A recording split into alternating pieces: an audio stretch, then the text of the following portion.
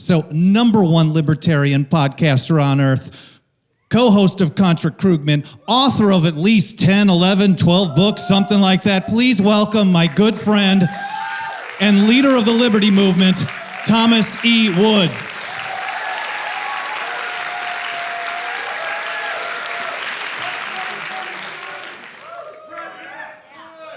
Thank you all very much. Thanks very much to Michael Bolden, who is a very good stand-in, especially after that nice introduction, for Dave Smith. Michael, thank you very much. It's a pleasure and an honor to know you.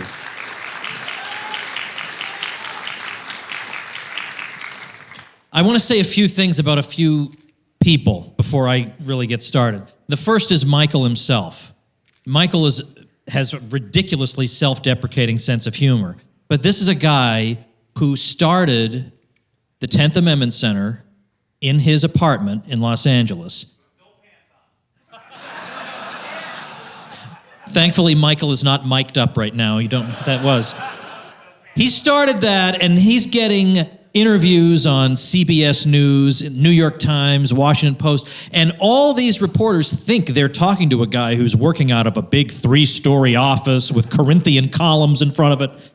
And it's just him working in 1/3 of his Los Angeles apartment. And you know how Los Angeles apartments are. That's like 150 square feet we're talking about. The entire 10th Amendment Center.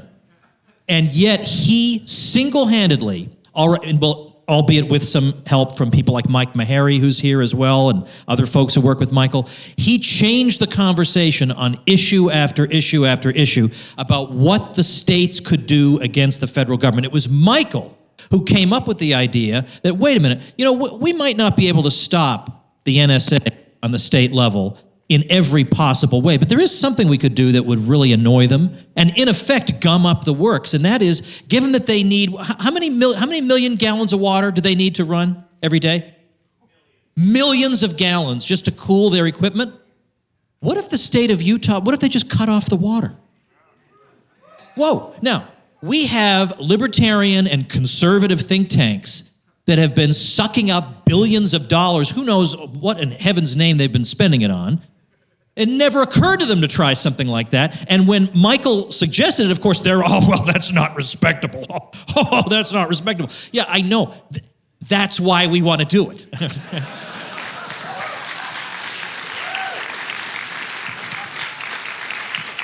Michael is one guy. And he did that. He's one guy. And he made this thing called the 10th Amendment Center. And he started it during the George W. Bush years, when no Republicans wanted to hear about the states standing up to the federal government. Why, the federal government is being run by our ally, George W. Bush. Oh, that must have been thankless. Those years must have been thankless. And there he was doing it. And then under the Obama years, people came to him and said, yeah, I bet you weren't standing up to George W. Bush. And he says, well, as a matter of fact, I was. In fact, my favorite Michael Bolden story is they wanted to run a smear column about him. So Mother Jones magazine goes to interview him. And they find out he's such an awesome guy. And also a slightly weird guy. Like he packs sardines with him for some health reason that I don't even get. Like all these little weird things. And, he's got his sandals and beads or whatever it is that he wears. And the woman at Mother Jones decided she could not write a smear column about him. She wrote a column about what a great guy he is. And I thought, I wish I had that kind of charisma with the media. Doesn't work for Woods. Works for Bolden. Then I want to say a thank you to Michael Heiss, Preston Smith, and all the people, young people, who I think have, through this event and through organizing this caucus, thrown serious sand in the face of bad, sinister people. And congratulations.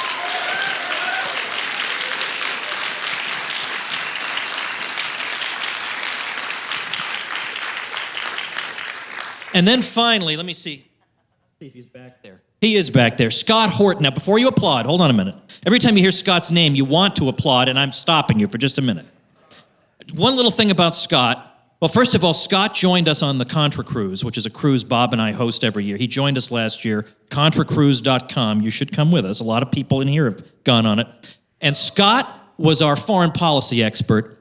This SOB did not stop talking that entire week. It was blah, blah, blah, blah, blah, blah, blah, blah, blah, blah, blah, blah, blah, blah, until 3 a.m. So people couldn't take it anymore, but they couldn't bear to get up. They had to just hover around Scott. I got so many pictures of people hovering around Scott. I can't afford to, if I go to the bathroom, I'm going to miss the big thing about what happened in Libya, on February 3rd or whatever.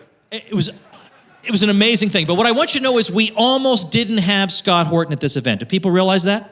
We almost didn't have him because his transmission went out on him as he was on his way here. So, rather than go to the federal government for a solution, we went to our friends and said, can you pitch in a little dough?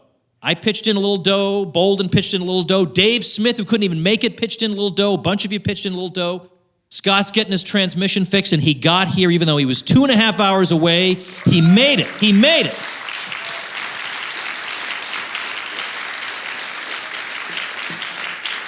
So, before you leave, your orders from me are to buy a copy of Fool's Errand by Scott. This book is going to astonish you. It's a book about the war in Afghanistan. That's supposed to be the good war. The Iraq war, well, a lot of the respectable people will now say, 15 years later, long after it does us any good, they now say, well, in retrospect, that was a mistake. Thanks. Yeah. What I really want to ask them, because, by the way, John McCain even said that. John McCain even said, looking back on it, that was a mistake, and I bear some of the blame. My question for McCain would be, which subsequent war did you not advocate because you learned something from the Iraq debacle? Answer, none. Anyway, here's Fool's Errand by Scott showing you that wasn't the good war either.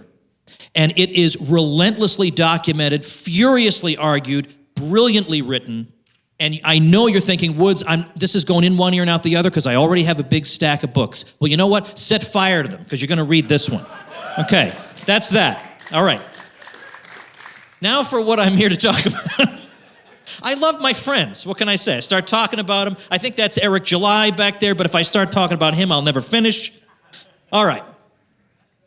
We've heard a lot about Ron Paul today. Isn't that interesting that years after the presidential campaigns, people are still looking back at this as some kind of watershed moment. And I look back at it as a watershed moment because I'm pretty sure a lot of you in this room felt the same way I did. That we felt that at that moment, something was happening. We didn't know exactly what or what it would come to, but something was happening. And every day you could wake up, go to YouTube, type in Ron Paul, and see the heads he had made explode while you were asleep. It was amazing. It would be interesting to measure libertarian productivity during the months of the Ron Paul president, because mine right in the toilet. I mean, you notice no books were coming out during those years. I have no time. I'm watching Ron Paul videos. What do you expect from me? It was nuts. And the people on the campaign were telling him, look, Ron, if they ask you about X, Y, or Z, you're going to have to give some diplomatic answer. And he probably goes, yeah. And he gets out there and then blah, blah, blah. He can't stop himself telling the truth. I'm just going to tell the truth. Or they would try and say, look, Ron, you got to not, the foreign policy thing, we get it. You can't bring it up all the time. We talk about the economy, you bring up foreign policy. Yeah. And then 5 seconds later, he'd go on an interview about the economy, and it would be, the empire is killing us because of all these reasons. Just love that guy. But something was happening, because here's a guy who is so not interested in focus groups and what they tell him he should be talking about that he thinks monetary policy is a winning issue. There is Frank Luntz would die 1,000 deaths before he would advise somebody to talk about the Federal Reserve. And to my eternal shame, I even wrote, it's there and I want it this way. It should be this way. I have a blog post for the whole world to see in which I say, I just don't think this is a good idea. People don't get the Fed. There's no way this is going to take off. What a dumb thing that was of me to say. I get why I said it, because it shouldn't have worked. There's no reason that issue should have worked. But man, did it work. And I'm convinced that a lot of the reason he did so well in fundraising was due to his willingness to talk about that issue. Because I think there were a lot of people who hadn't ever donated to anybody who suddenly thought, whoa, Somebody's going to talk about this forbidden issue? It's not even the third rail. It's not even a rail. No one was talking about it. End the Fed became a slogan that spread like wildfire. I mean, I'm sure some of you felt the way I did. I didn't expect that to happen for like 100 years, and I'm living through it. Wow. He more or less said that anybody on that debate stage who was bleating about limited government while supporting a global empire was a fraud. Whoa, hold on a minute. I did not think I would live to see this. And man, did we cheer. But now we're divided. And I was afraid this would happen. I'll let libertarians say, we don't need a leader. Why, we're libertarians. We're all individuals. We don't need a leader. I get that. But without at least that center of gravity, well, some people drift this way, some drift this way, some drift this way. It was just fine. Drift any way you like. But what's happened is everybody's calling each other names in all the different camps. And there was not, I wouldn't say there was none of that. There was almost none of that during the Ron Paul days. As you recall, we all loved each other. Really. I mean, there were people, culturally, I'm very conservative. As I've said before, I have 5 kids and a minivan. I'm as dorky and bourgeois as you can possibly get. And then I meet people who have entirely different lifestyles from me, and we're hugging each other and crying about how happy we are about the state of the world. That seems like a lifetime ago to me now. Because now I run into young kids who think Ron Paul wasn't quite pure enough for me. Because I just finished reading my 2nd book on libertarianism, and let me tell you, what is going on here? Meanwhile, these very same people are running 12-story excuse factories to explain away the deviations of their own candidates. Now, I don't want to dwell on this at the moment. I'll dwell on it in a little while. But as a preview, there is a major slice of the Libertarian Party, and I'm just going to be frank here. What's the point of coming here if we're not going to be blunt? That is urging the nomination of, well, let's just say a former Massachusetts governor who thinks we need, because the Fed is supposed to watch over inflation. There's the hen house and the fox or some kind of thing like that. But also employment. Monetary policy is supposed to maximize employment. And it's fashionable to say, well, I don't think it should try to maximize employment, but we do need it for certain monetary whatever. But this particular governor's view is that we need the Fed for both things. We need the Fed to maximize employment. So in other words, yes, we need a central planning agency at the heart of the economy to maximize employment. This person said that Gary Johnson didn't believe in that part of the Fed's mandate, but that he believes in both parts. All right, now you may say that's a small deviation, but the Fed is the lifeblood of the empire. There has to be some major voice in society willing to call a spade on this.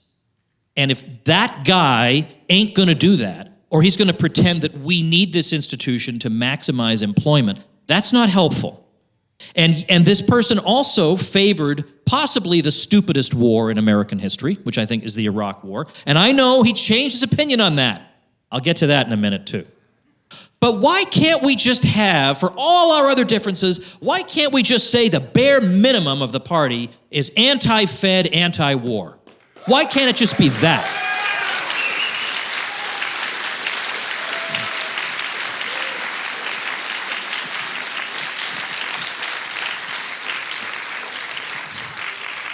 I have actually read people saying we need a more SJW-friendly Libertarian Party.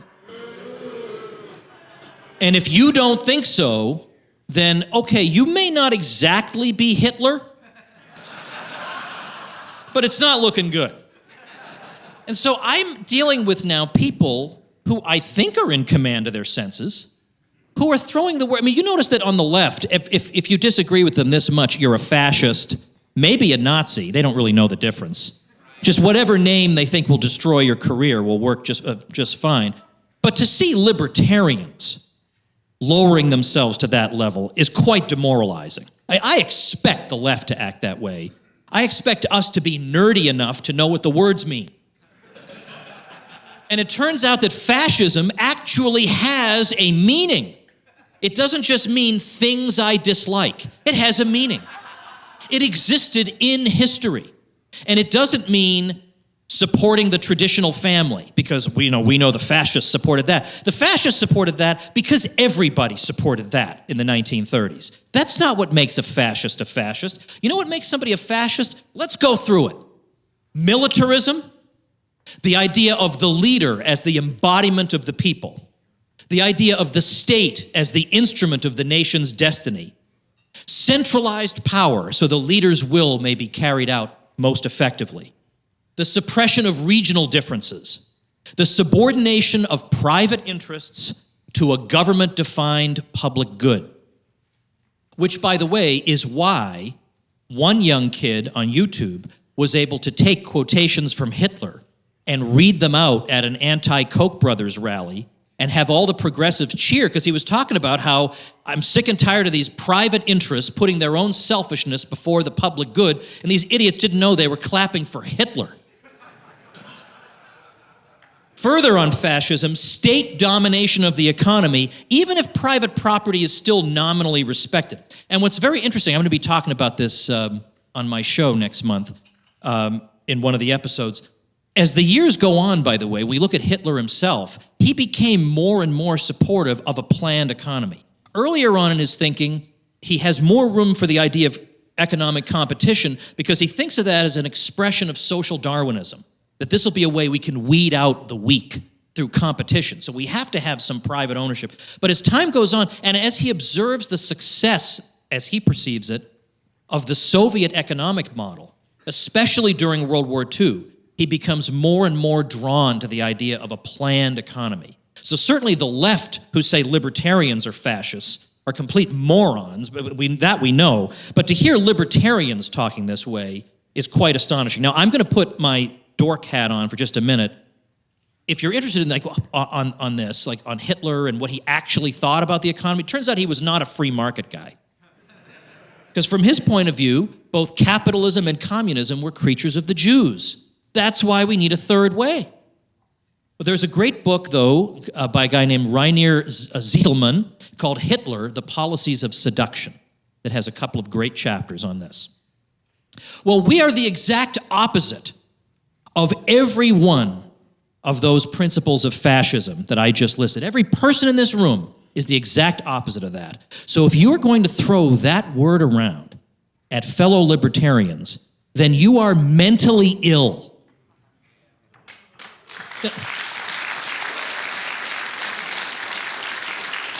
And incidentally, we are the polar opposites of nationalists in this room because we favor radical decentralization. And I know a lot of libertarians who think decentralization and federalism are backward and stupid, and that what we really need is a central government whose courts will enforce individual rights all over America. Well, okay. Good luck pursuing that little strategy. Those people are not in a position to be calling other people nationalists.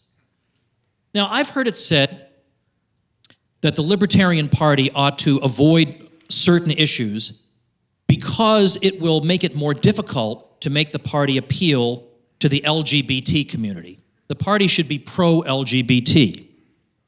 But my answer to that is that libertarianism and the LP together are not pro-LGBT. Libertarianism and the Libertarian Party are pro-humanity, period.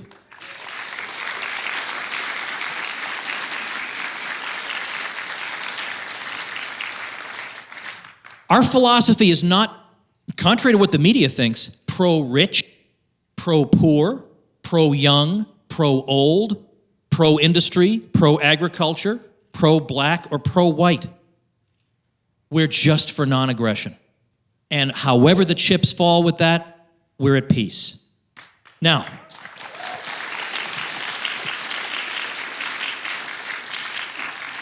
it is quite all right and to be encouraged that we tailor our message to the audience we're speaking to. I don't think that's pandering. Pandering is when you change your message altogether. But when you speak to an audience, in fact, one of the key principles of public speaking in general is know your audience and speak to them in a way that will resonate with them, in a vocabulary that they are prepared to understand. And Ron Paul was a master at that. He could walk into an evangelical conference where Rick Santorum had just got done speaking, And he could get those people thinking in radically new ways, and they wouldn't even know it. And they'd be cheering for him at the end, and they don't realize, wait a minute, he just said the exact opposite of what Rick Santorum just told us. Now, there's no real left-wing anti-war movement out there anymore.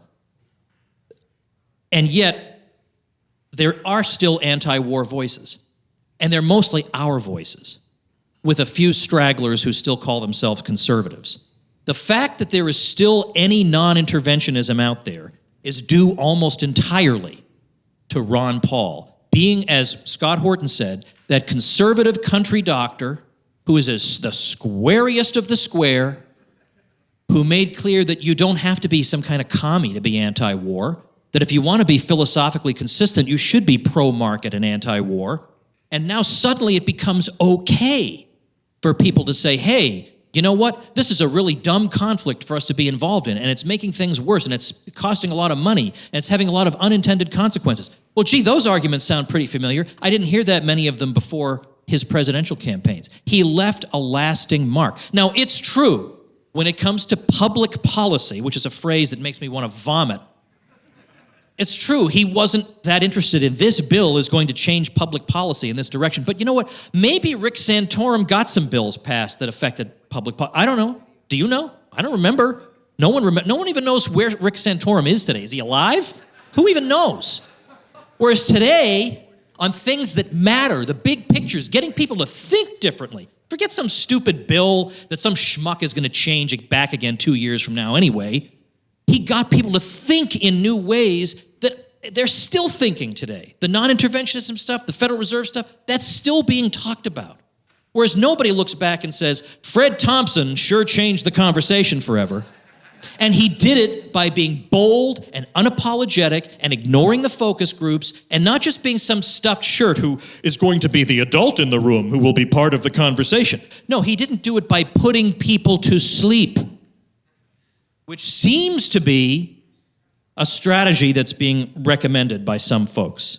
I think these are major contributions. They don't involve legislation. But you know what? Most of the major contributions to the welfare of mankind over the years have not involved legislation.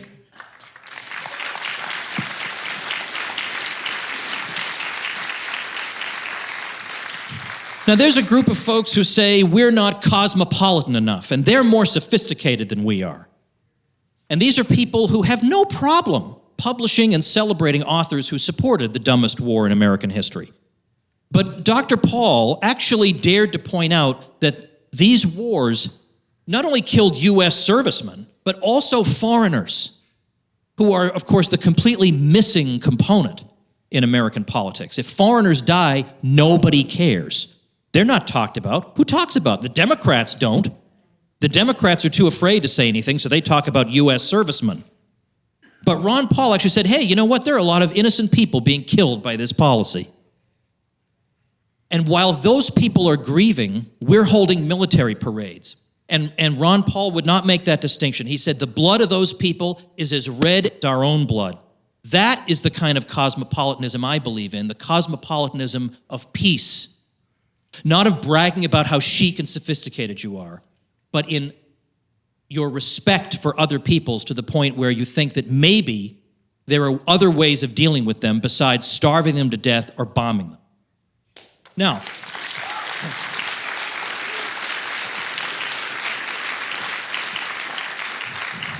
I want a cosmopolitanism that doesn't shrink from calling the U.S. empire what it is, just out of fear of seeming unfashionable in elite circles.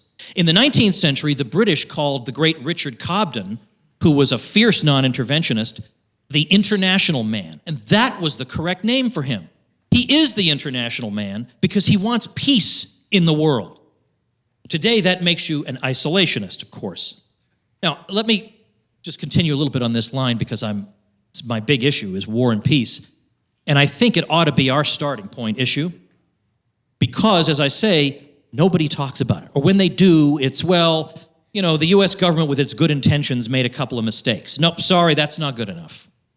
Well, after the Cold War, Murray Rothbard wanted to build relationships with conservatives who said, you know what, now that the Cold War is over, I think we can bring the troops home and try to go back to being a normal country. Because that's what Bill Buckley said would happen. We're just going to have this. Bill Buckley's words were, we need a, quote, totalitarian bureaucracy. Those are his words, within our shores, just while the threat of communism exists. But listen, we promise you, this will all go away if that, yeah, sure. Yeah, it's like Milton Friedman said, there's nothing so permanent as a temporary government program. We still got the Pentagon looking around for what possible enemy can we have now. And so Rothbard reached out to some of these folks, and he said, you know what? I think War and Peace, back by the 1950s, Rothbard was already writing that War and Peace is the key to the whole libertarian project. So he wants to talk to people who are anti-war, whether it's the New Left in the 1960s or the conservatives of the early 1990s. And one of the people, he got in trouble for this. Oh, these are terrible people. Yeah, that's most of those people who say that have no idea who the people were. I'll tell you who one of those people happened to be, and that's Bill Kaufman. And I bet Scott knows Bill Kaufman. He's one of my favorite writers ever. He's one of the few writers I actually envy. He's so good. And Bill Kaufman wrote a wonderful book called Ain't My America about all these forgotten middle American voices against war and empire, to show that there's a tremendous array, a diversity, we can say, of voices against war in American history. And when Dr. Paul was planning his great rally for the Republic in 2008, which was held across from where, it was in the Twin Cities, so it was in Minneapolis. The Republicans were getting ready to nominate John McCain in St. Paul. It could be back, I can't remember, it's too long, it's 10 years, how do you expect me to remember? But Dr. Paul called me and asked, what anti-war speaker would I recommend? We need a good anti-war speaker. So I said, we need Bill Kaufman. So Ron took my recommendation, Bill Kaufman was invited, and he gave by far the best speech of the day. And yet, it's not a cosmopolitan or a universalist speech, but his imagery and his thought are so beautiful and captivating. And I think they do speak to a libertarian instinct that I think would respond. And Bill spoke of what he called, and these are Bill's words, the little postage stamp of ground on which I and my family and neighbors live, a piece of ground which means nothing to the empire, but means everything to me. You can't have a healthy home and a worldwide empire. They can't coexist. You can't care about Baghdad and your own backyard. McCain chooses Baghdad. We take our stand in our backyards, on our front porches, in neighborhood diners and sandlot baseball diamonds, and country churches and rock and roll clubs and volunteer fire departments and all those preciously little voluntary institutions that are the lifeblood of this beautiful country. That's Bill's imagery.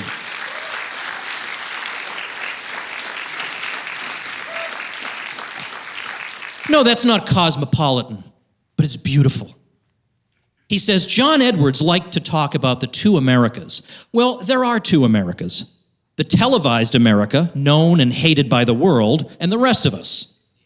Their America has shock and awe, but it has no heart, no soul, no connection to the 1,001 little Americas that produced Mother Jones and Laura Ingalls Wilder, Dizzy Dean and Booker T. Washington. I am of this other America, this unseen America. The America that plays the unheard music. It is a smaller, homelier, peaceful country. And Bill believed that at that time, only 1 million people, but the 1 million people who had voted for Ron Paul for president represented this other America reasserting itself. And that is an America that we as libertarians should cheer. The mind your own business and love your own backyard America.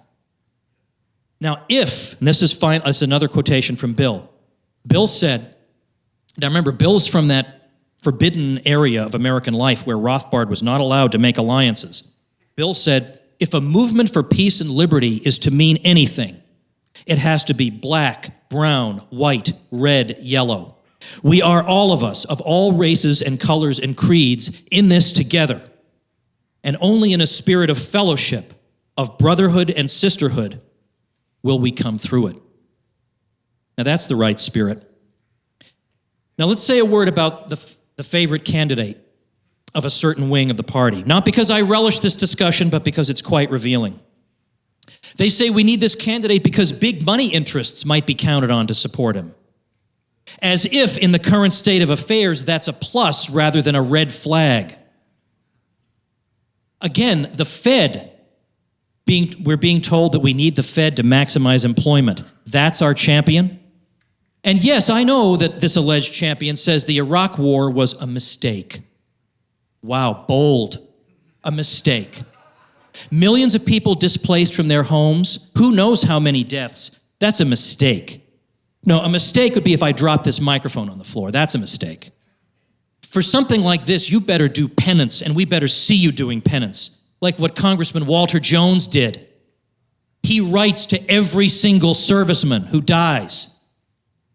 He's on the board permanently of the Ron Paul Institute for Peace and Prosperity, and he has said that he will live out the rest of his days doing penance for his vote for that war and making sure that it never happens again. And he has done everything possible to get troops out of everywhere and stop every war he can possibly stop and give speeches against it, even though he's in a district that is heavily military.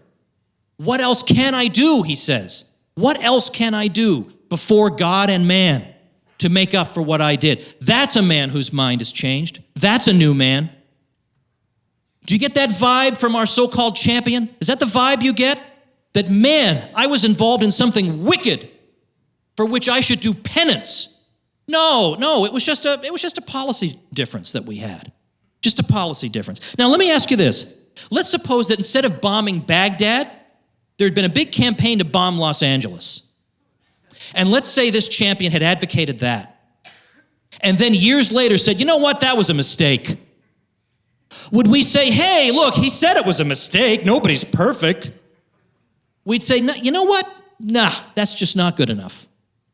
Now, even his supporters would agree with me on that. If he had favored the bombing of Los Angeles and then later said, well, look, we all know that was a mistake, they would say, you know what, we're going to need a little bit more than that. So why is it? Isn't Iraqi blood as red as American blood? Why is it so easy to overlook their suffering, but you'd immediately stand up if it was American suffering? And these are the people who have the gall to portray themselves as the protectors of all the brown people around the world, where they're doing a rotten job of it.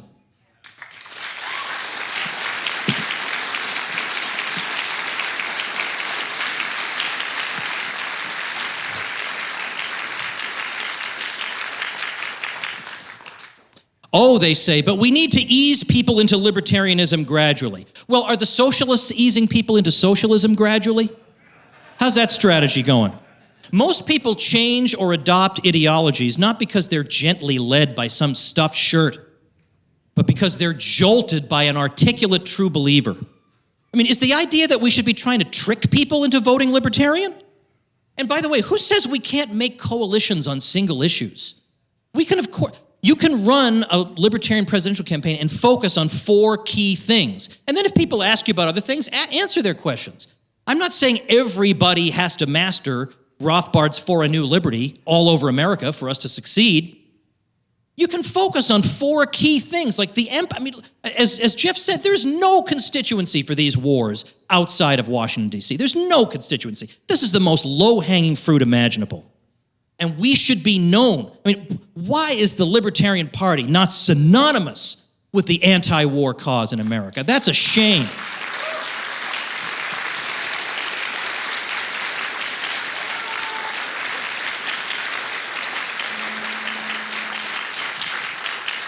And I feel this way because there's another person I want to point out to you. My 15-year-old daughter, Regina, is with me for this event. And I want her to grow up in a world full of heroes, full of courageous people, full of people who don't say, well, we better be as boring as possible, or people aren't ready yet. Yeah, they'll get ready when you talk to them about things nobody else even mentions. That's what our job has to be. When it comes to pot smoking and gay marriage, everybody has accepted those by now. What is the point? That horse is dead. When it comes to the empire, what? Everybody accepts that too. No one will talk about it. No one will talk about it. And of course, as I say, the Fed, there are so many things we could be talking about that we will be the only voices. And the LP can be something great. It can say those things. It can insist on covering things nobody else will. And we have to remember, we're not primarily advocating a slightly different public policy from other people. We're encouraging people to look at the world in a refreshing new way. So yeah, we won't get the 70 million votes, but maybe we get 1 million people who say, I never looked at the world the same way again after I listened to those people. Can we say that about people who have run on this ticket recently? That I was never the same after I heard that Bob Barr speech. Yeah, I can get you a lot of votes. We could run Barack Obama and get a lot of votes if that's what you want. But instead, we have a world historic role. And our role is to say that it's not simply that the wrong people have been in charge. Our role is to say there's something wrong with the whole darn thing. And if the LP has a purpose, it's not to put people to sleep. It's to wake them up. Now let's go do it. Thank you.